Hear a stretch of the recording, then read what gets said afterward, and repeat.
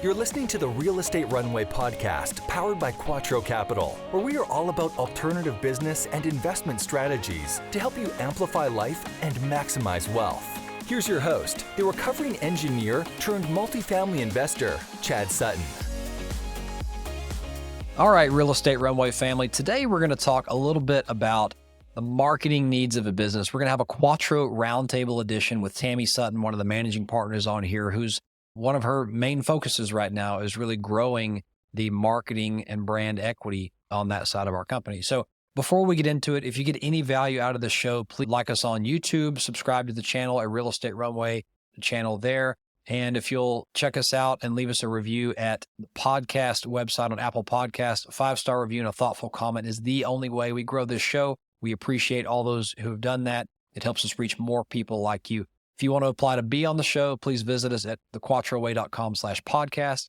Or if you want to email us and request a topic or something of that sort, or just say hi, hit us at podcast@thequattroway.com. Also, as always, we're on all the social medias. If you want to follow us at Team Quattro Capital, one word, no special characters, you can do that, or just visit us at thequattroway.com. And now let's get on to your scheduled production. All right, Real Estate Runway family. Today we have a Quattro Roundtable edition featuring none other than the magnificent Tammy Sutton. We're going to be talking today about the marketing needs of a business. And I think it's safe to be vulnerable and say we have really up-leveled our marketing game in the last several months. And it's amazing to know what you don't know unless you live in this space. So we're bringing Tammy on. She's really the managing partner leading our marketing efforts with the teams that we've hired. And so whether you're doing it organically or whether you're hiring the right people to help you do this, Tammy's going to help you understand what the marketing needs of a business are, what you need to have in place, and maybe the progression by which we do that. So Tammy, welcome to the show. First of all, how's it been going lately? What has life been like? It has been going awesome. I'm absolutely loving springtime kicking in and being able to work outside in the beautiful fresh air. Watch all the golfers go by. It's been great. Yes. And what you guys tell the story real quick. It's kind of fun. So most of you on the show know this is my mother, who's a managing partner in Quattro Capital with me. And when I go to mommy's house, I've had a pretty fun experience watching what her dogs do to golfers. If you sit on the back porch and you watch the game that they play. So describe your dogs and their mannerisms and describe that funny story. It's absolutely hysterical. Okay, quick little story here. Well, a cool tidbit is when we moved to this town, this was the first golf course you played at. Chad was an avid golfer, well, still is. But so it's neat that we've come full circle. We actually live on that golf course. But we have 2 English cream retrievers, and one of them is just a little bit passive aggressive. And if a ball is hit in our yard and she's out there, she will actually put the ball in her mouth, plop down and sit there and hold it quietly and watch the golfers search for the golf ball. And on more than one occasion, I have watched the golfer leave and then her spit the ball out and look at me. So it is hilarious to watch her do that. So I don't know where she picked it up, but it's just funny. It's so funny. If you can picture an English cream retriever looks like a Labrador retriever. It's a white one, right? But if you look at more like a golden, I guess. But the point is, if you picture the face of a golden or a Labradoodle and how they sit there with their tongue just slightly out, she's gotten very good at holding that ball in her mouth while her mouth is halfway open with the tongue out. So it looks like she's just sitting there panting. The golf ball's hidden in her mouth. It's the funniest damn thing I've ever seen. So anyway, I completely digress, but I had to go there when you mentioned the golf course and the golfers. So coming back to it, where should we start with? What are the things you need to be thinking about as a business from a marketing perspective and maybe some of the assets? Where do we start with this conversation? Well, I will tell you, this is where I started. I was like, great, we have a logo. We have social media accounts. We have a website. Yeah, we're marketing. We're out there. It is so much more than that now. And to be honest with you, you have to target your audience. You have to have content that you push out there. And those particular things of marketing, there's particular basic rules that have withstood this time. However, it is such a completely different animal now, even as it was 5 years ago. It is a whole different new animal right now. And the idea that just because you have a cool logo and just because you have certain assets, that you're good to go. If you don't take the time to build a strategic marketing plan that has yearly goals with those evergreen items, that lays out a comprehensive roadmap to target your objectives and help drive your growth, you are going to be swallowed up in this vast media thing that has become the biggest magazine ever. Because if you think about it, years ago, you flipped through a magazine and it was 90% really ads, right? But that is what social media has become. And everybody's using that to get their business out there and get their voice out and get their personality out there. But unless you know how to strategically reach your target audience, and you do that by leveling up your tools and your technology, unless you take the time to really set and get that strategic marketing plan in place, it's going to be little kid soccer and you're not going to get very far. That makes sense. So let's talk a little bit about, I'm thinking of the marketing funnel in my head, right? We have in our business, we've created, we'll call it, if you think of a funnel as going top to bottom, the big parts on the top, little parts on the bottom, we consider it the lower end of the funnel. The bottom of the funnel is really where someone has made an investment with us. They are a customer. They're in the investor portal. They have an account. They have projects and all that. So they're living down there at that point. But everything we're doing now is middle of funnel and top of funnel. So as we progress up the funnel, let's talk a little bit about what you are doing with our in-house marketing team from a brand asset perspective and the website and what HubSpot does for us. Like recreating, I think you called it the proverbial home base of the marketing world that then goes on above that. So as we're progressing up the funnel to the middle widest section going upward, what are we doing there? You know, and what kind of infrastructure does one need to think about to have it all set up properly? Well, you want to make sure that you have a really good CRM. Okay. For example, HubSpot or Salesforce or whatever it is that you choose. Okay. And in that, you want to fully integrate that particular system and that marketing platform into a one-stop shop. You want to have your social media management in there. You want to have your brand equity in there. You want to have all the content that you're going to push out and everything to where you can actually pull reports and know where you need to adjust, where you've got some strengths, where you've got some weaknesses, where you need to adjust your objectives and everything. And the one thing that is absolutely necessary is being able to analyze the results of what you're pushing out there. Because in all honesty, when I think about the technology and the integrations and everything is and I'm going to go down a rabbit hole here, is this beginning use of AI, artificial intelligence, whatever. So much content now is actually going to be built through AI. And one thing your customers are going to thrive on, especially in the industry that we are in, is that actual human connection. And to be able to use a CRM that funnels everything into one spot and helps you identify where you need to connect and build that trust with that customer, it's crucial to have those things in place. Yeah. And so just for those who haven't heard the term before, a CRM it's a broad term these days with everything it can do, but it's called a client relation manager.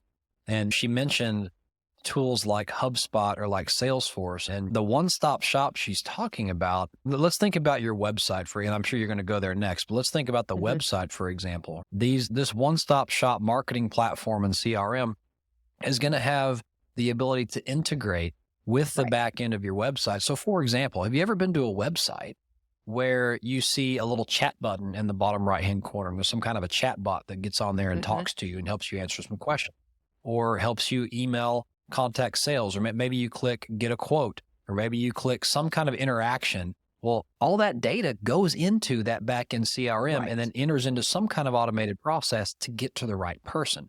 So think about, I think you told me this analogy, and it was like the website is the home base, but the marketing automation platform, i.e. the CRM with marketing abilities behind that is like the plumbing and electrical and all that kind of, is that what you told me? Yes. So really, if you don't have that back end established and you don't have that foundation established and organized and maintained, it doesn't matter how many people are going to your website because you're not going to be able to know how to move forward with those clients. Just because they Yeah. check your website doesn't necessarily mean they're following through and clicking on those things. So you need to be able to analyze the data of how far they're staying on your website. For example, if you have a video up there, you want to know how many people are clicking on that video on your website and how many are actually watching the website and how many are actually going over here. Just because they end up in your portal, you want to know, was it through the website? You want to know, did they come to the portal through a phone conversation? You want to know, did they they read some of your content, this and that. You would need to know where you are reaching the majority of your audience. Okay. And it's a huge game changer when you have all those systems in place.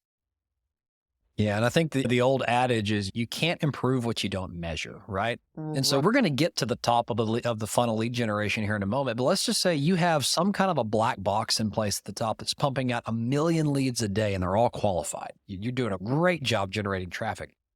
If you don't have a house for them to go to, if they don't have a way to get all their questions answered, get to ready to make a buy decision, and then get in contact with the right person at your company to make that decision, right? The number one reason people don't, I think it was Todd Hartley that said this, right? One of our marketing mentors. The number one reason people don't buy is they have an unanswered question.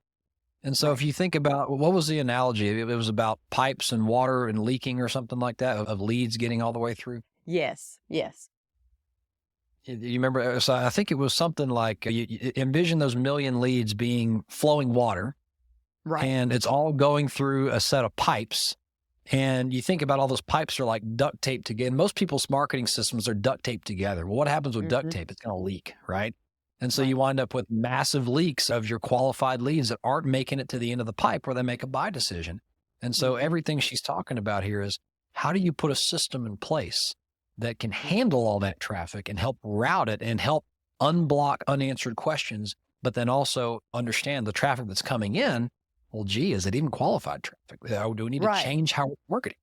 And even more importantly, though, Chad, is yes, automation is important. Having that middle funnel to that everything filters through and all of that is absolutely crucial to be able to maintain. But in essence, what your end goal is that client relation and knowing that your brand, the voice out there, is attracting the right water, as you were saying. Because in all honesty, you don't want runoff water for, in essence, going into the kitchen. So you want to make sure that you have the messages in place out there in the funnel. You want to make sure your message is correct. Your voice is targeting the right people. Your brand equity is out there and you're proving your trustworthiness.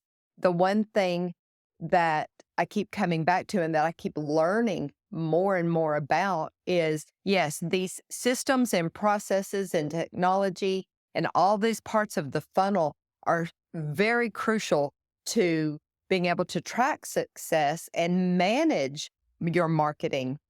But none of that is going to be effective if you do not have a brand identity that people are going to trust. And that is the one thing that I feel is getting lost in all this mass media marketing abilities these days. Because if you don't take the time to stop and ask yourself some very pertinent questions, everything we're talking about with this marketing funnel is useless anyway, because it's not going to be effective. And that is one thing that I realized we were actually making that mistake. We weren't monitoring. I'm going to be totally vulnerable here. We were like, yep, we've got a CRM and yep, we've got all these messages and we've got this really cool brand. But what we didn't take the time to stop and do, which was a big lesson learned, was what is our company voice? What is our company reputation out there? And the one thing that keeps coming to mind, Chad, was when I was in education and I was teaching world history to sixth graders. Okay. There's words this long, right? That I was expecting them to remember. And it didn't matter if I sat up there and preached an hour long on content, they were going to remember about 10% of it.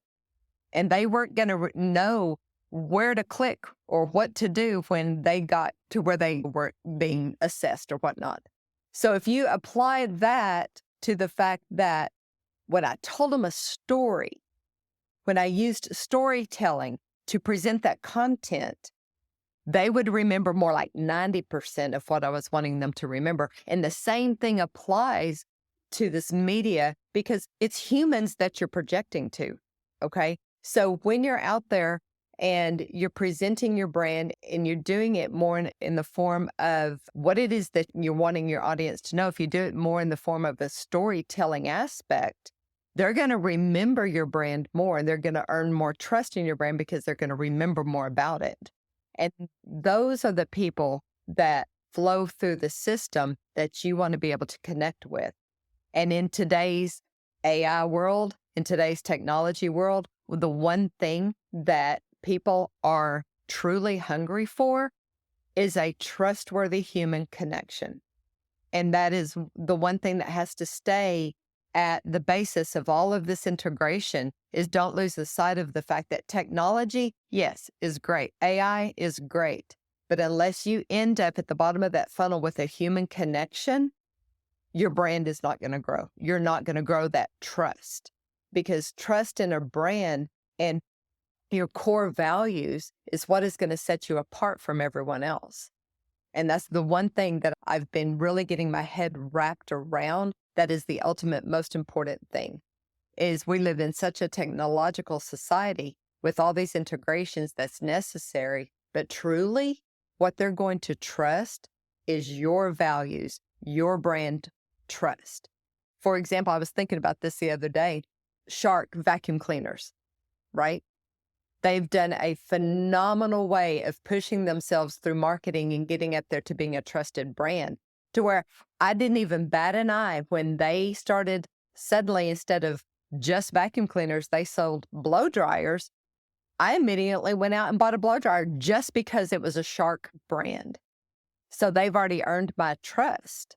And so that is the one thing that kind of stays in the back of my mind is all of this integration is necessary. But at the bottom of the funnel, the ultimate thing you're trying to connect with is trust in a brand. Sorry, I really got on a soapbox about that for a second, didn't I? Want to generate higher return and drive alpha for your commercial real estate firm? Now you can with Lobby CRE by 30 Capital. Lobby CRE is an asset management platform designed to manage and optimize cash flow for faster returns and more visibility into performance. Shift your strategy with the market, not because of it. Identify opportunities and mitigate risk now rather than later, and save more than 8 hours per week through automation. Click the link in the show notes to learn more and book a demo. That's exactly the way that people need to be thinking about this. Now before we go to top of funnel, you used a couple of buzzwords that I just want to let you clarify because when I first heard them, I was like, what is brand equity? So can you just talk through a couple of these real quick? So what is a brand asset? What is brand equity? Those kind of words you were using, can you just explain what those are for the audience before we go to the next level? Okay. A brand asset, that is your website. That's your social media page. That's your logo. That's the icons you use, all that kind of stuff. All the necessary materials that you use, that is your brand assets. Okay. And wow, there's so many out there now because of social media, the badges, this and that, the sub brands, all that. I had no idea what a significant need was that we needed. Okay. As Quattro Capital. And we've got a couple of really cool logos and I thought, oh, we're done. No, there was so much more that needs to be streamlined so that when you are visually presenting, you look very professional. You look like a solid professional painting, not a kid coloring book. And so that has taken a lot of time and effort to really sit and work with our phenomenal partners, Kingfisher and Griffin. I cannot talk enough about their creativity and their professionalism and all that they brought to the table. Because I can honestly tell you in this case, it's who, not how. because I would not have been able to pull it off by myself.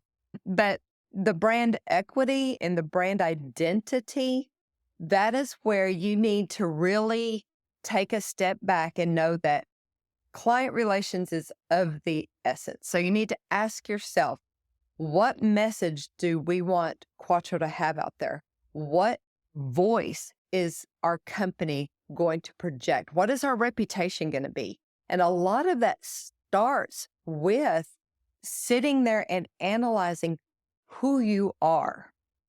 And so we've done things like we've looked at each and every partner as an individual. What does this partner bring to the table? What is this partner's, quote, superpower? And really taking that, then we take what are the core values that Quattro stands for. And for us, it's people, property, profits, and philanthropy. Those are our 4 things that help us project the trust that you could have in our company. And then you need to blend all that together and be able to use that voice when we project and use that identity when we project who Quattro is out there in the media. And when you take the time to do that and know that these things must be prevalent in every marketing platform that we put out there, because the content that you're using and all these things put together is what builds your brand equity. Okay. And having all those tools in place can unlock massive potential and how you stay connected out there on the media. That makes perfect sense. And folks, this is applied to our company, real estate company. This is any company needs this core competency. And if it's not internal, hire it, right? Because you can bootstrap and get pretty far, but once you grow to a certain level, you have to find a way. The whole point of marketing is to find people who don't know you and never would have known you had you not marketed to them, right? Think about it. You probably never hear of the Shark vacuum had the guy not gotten out of his neighborhood and influence of circle of friends who bought from him and marketed globally to people who've never met the owner or the company before. He didn't know what a shark is. And I guess an example, if I can point the right way, a brand asset is what's on my background here. And if you're not seeing my background, go to YouTube, search for Real Estate Runway. You can hit like or subscribe, but you can see the video right there. But this is Quattro background as an example of what an asset, right? It's something that you can use in a certain situation to show off some aspect of your company. So pretty cool. We actually have standard operating procedures for Quattro backgrounds in Zoom. And that is not something that I even ever thought was a thing. So we are in the midst of building SOPs for every platform. And if those standard operating procedures or those 5 core things or whatever are not met, it doesn't get used. And that was something that I really, just the few tweaks that we've made thus far in this whole brand overhaul, you might say, has shown a huge difference. Because the bottom line is the world is flooded with numerous businesses just like ours. There's numerous vacuum cleaners. There's numerous equity companies. There's numerous shoe companies. And positioning your brand apart from everyone else is crucial these days. And with the marketing funnels, like you said, the middle of the marketing funnel, I feel pretty much is the legs of the table. And if you don't have the middle of it in a solid position, the top of your funnel is going to crash anyway. So then taking it to the top of funnel, right? We talked about our kind of where our customer service and our existing customers live. And then we've talked about where all the new traffic goes and how we measure it and hook up to the website and all that in the middle of funnel. And then we go up to the top of funnel. And this is really where we're creating new traffic. So talk a little bit about what we have in place up there. And you can even talk about the partnership we've announced if you like. It's now okay. I was wondering if we were allowed to do that. Yeah, it hit the press. It's everywhere. It's on CNN, MSN, all that kind of stuff. So it's out there. But it is the partnership that we've recently announced with our top of funnel marketing team and what all they're doing. This is where we're getting to the widest part of the funnel. So the most stuff is going on, but it all has the intent to feed down to that middle part of funnel and put qualified traffic into our system where we can help them. So let's go into that for a few minutes. So I am absolutely thrilled above and beyond, and I know our entire team is, to be newly partnered with Angel Investor Network. These guys are phenomenal at what they do. And when I think about how they are operating for us, okay, I think of, you've got all of these people that are flooding the gates to come into a Super Bowl game. And I see them like they are going, like, you're going to sit here, you're going to sit here, you're going to go here. And they are taking all the world, really, because they have connections that I never even dreamed were there, and how to bring people into a business. And they literally have the strategic plan of, they make a connection, and if it does this, they go here. If it does that, they go there. And the way that they are able to pull people in and funnel them into the right direction and connect them with the right partner at the right time is, to me, leveled up technology that I didn't even know existed. And then at that point, when they reach a certain qualification, or they reach a certain point in their relationship with AIN, they are going to bring them to us, and it eliminates the scattering effect of when you reach out to people. Am I making any sense? Yeah. Okay. It's negating the shotgun blast effect, right? Because if you don't have a targeted approach for where you're putting all that content you just created, you're just picking up a shotgun, spraying a bird load, and sending BBs in all different directions. Some are going to hit air, ground, leaves, and maybe you'll hit a bird. So it's like the whole idea is, or you miss the bird completely, which is worse. So you get, the worst thing you can do is spend all this money to generate traffic and have nothing but unqualified leads who aren't ready to or interested to purchase your product. Right. The biggest problem. And talk about some of the stuff that they're doing at the top of funnel. So from a systems perspective, I know we're talking about, we have a couple of things in parallel. There's like how we're using social media in a more intentional way. There's how we're using, actually looking at aggregated data and figuring out who are the right people to market with, and then send communications to them who might be interested. How does all that work? Well, the first imperative thing is to sit there and think, we don't just want to blast our content out to everybody, because then you get labeled something called a spammer. And so you need to be intentional with who you're reaching out to.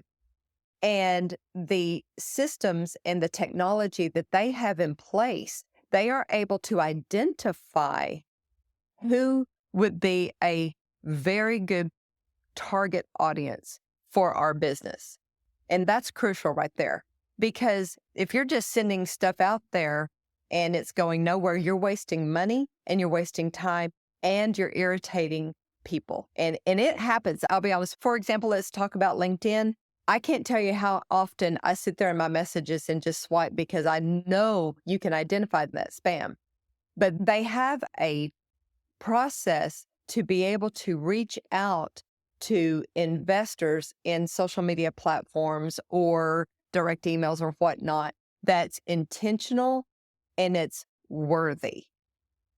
And then that makes that connection even more valuable.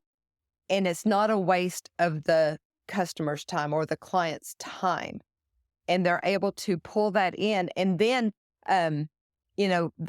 they were like, hey, here's our ebook. Now that you're interested, here, read our ebook. And that gives the client even more of an option or more of a bit of information. And then once they do that, hey, here's a video. And it even brings them in more, because the one thing that is definitely being overused out there is these flooding of videos and everything. And the way they do it is more intentional and it's more structured, which feeds them makes sense.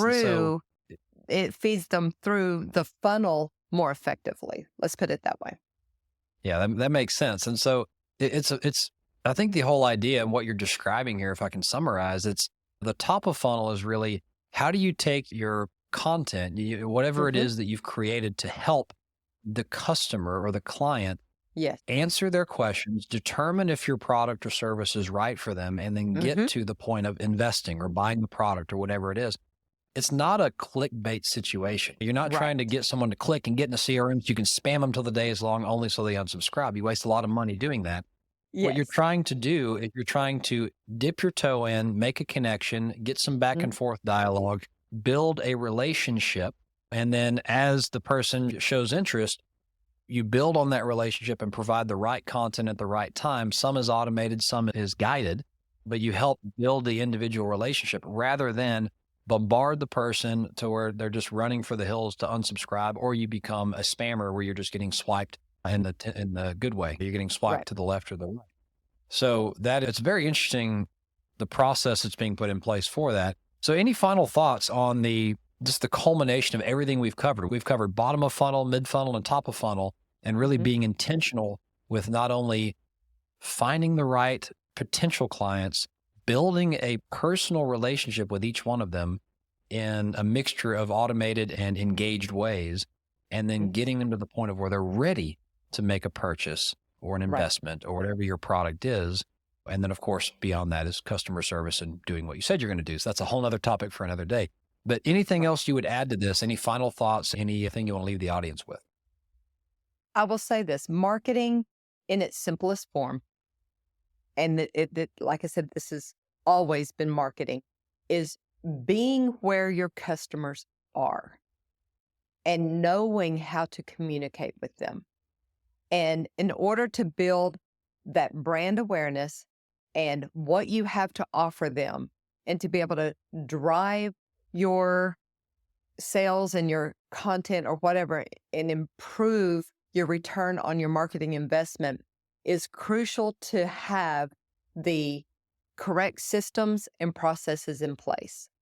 And that's what I feel that we have done with these two new partnerships that we have with Kingfisher Griffin and AIN, who are, I'm telling you, I almost don't want to share it because I want them all to myself because they're so great. But knowing what you need to present, who you need to present it to, and how you need to effectively go through that marketing funnel it's of the essence these days, because it is so hard to set yourself apart from everything else that's flooded out there in the market, that you really need to be strategic and intentional with your efforts.